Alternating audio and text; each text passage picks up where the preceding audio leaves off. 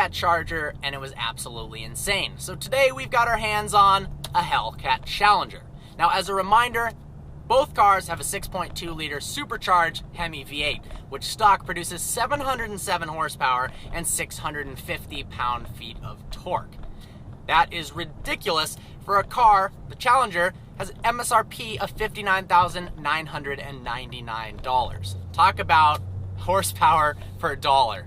Now, you'd assume that the Challenger would be lighter than the Charger because it's a two-door. And in part, you're correct. It's about 100 pounds lighter. But what's interesting is it doesn't actually perform any better. Part of that is due to the fight for traction. The slightly more weight of the Charger gives it an advantage off the line than the 100-pound lighter Challenger, leading to quarter-mile times of around 0.2 of a second faster.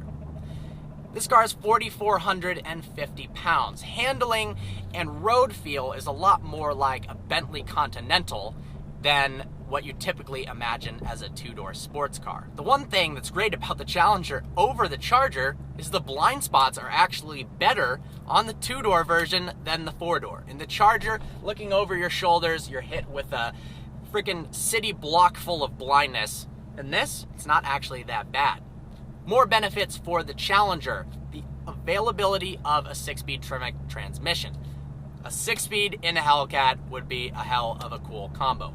In the Charger, all you can get is the 8-speed automatic, which is fitted to this car. Now, I do really like the 8-speed automatic that comes in the Hellcat. Paddle response is very quick, and shifts at full throttle are like butter. This is very much a two-faced machine.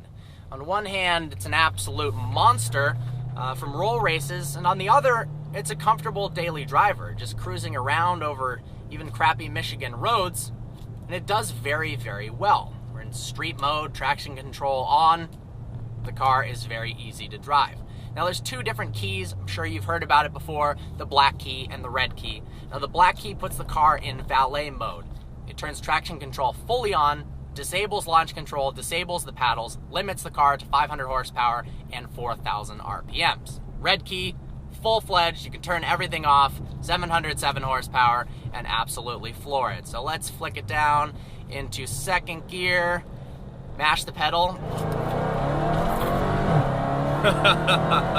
One of the coolest parts of the front end on the Challenger is its air intake. On the inside, driver's side headlight, it's actually has a pass-through to allow airflow into the engine. SRT designed this to keep the front end a little bit more simplistic, and well, it's pretty damn badass. With 707 horsepower, you've got to be able to slow down, and the Hellcat does that very, very well, thanks to full Brembo brakes. You've got 6-piston, 15.4-inch discs in the front, and 4 pistons in the rear. That means when you slam on the brakes, it works. The exterior of the Challenger is extremely aggressive. It looks awesome just like the Charger does. The only issue I have is that the Scat Pack variants look so close to the Hellcats, and you see those so often because they're running very cheap lease deals, that it takes some of the specialness away from the Hellcat. You see 392 Scat Pack all day long, and then when a Hellcat drives by, you just write it off as one of those. Now, not to say that those aren't cool cars whatsoever. Performance bargain for sure. But I wish they would have done a little bit more to differentiate the Hellcat. In fact, I think the Scat Pack logo is almost cooler than the Hellcat badge. Interior-wise, it's pretty basic, but it's actually not bad for a car that pretty much focuses on nothing but straight line speed. The tachometer instrument cluster kind of harks back to classic muscle cars, which I like, with obviously a bit of a modern twist. You've got a touchscreen, a square screen in the middle, which has anything from climate control to media to when you click the SRT button, you can change all the settings from traction control to horsepower. Let's run through that real quick. So press the SRT button. Horsepower, transmission, paddle shifters on, traction street, suspension street. So you've got a whole bunch of different options here. Let's put it in sport. And you can also customize it. I've got a warning now on the dash that says electronic stability control on sport, which probably means that I should floor it.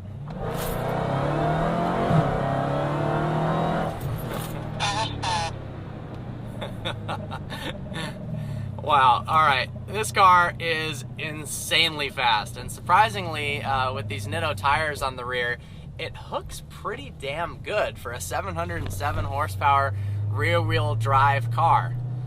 Whew. There's nothing like big V8 power. One of the most prominent characteristics of the Hellcat sound is the supercharger whine. It's got one of the loudest superchargers of any stock car on the market. You can, of course, because it's a supercharged car, get a lot more power out of it for not that much money. This has a Borla exhaust, which sounds absolutely insane, and is pretty deafening when someone does a drive-by. Before this review, I actually thought for sure that I'd rather have the Charger than the Challenger, because the Charger is even more two-faced. It's a sedan. Yes, it looks aggressive, but it's got 4 doors, yet can destroy supercars on the highway. But after driving the Challenger, I actually like it more. I think if I were to get a Hellcat, it would be a Challenger with the 6-speed manual transmission. It puts the power down better than you would think for a car like this, and you can actually push it through turns pretty decently. Flying up to this sharp left-hander, flick a few downshifts.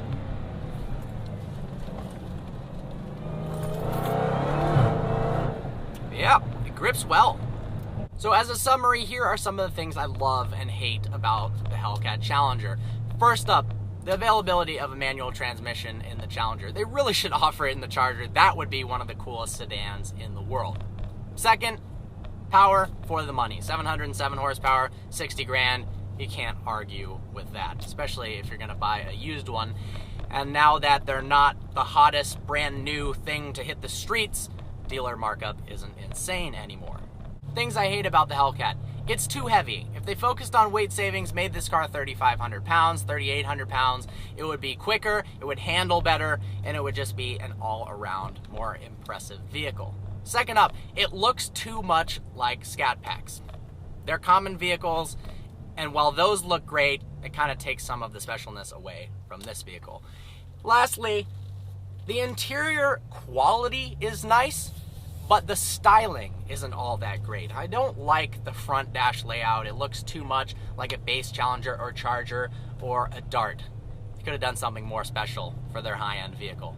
With that, I love this car. I hope you enjoyed this review. Like always, please browse our channel and subscribe. Look forward to seeing you next video.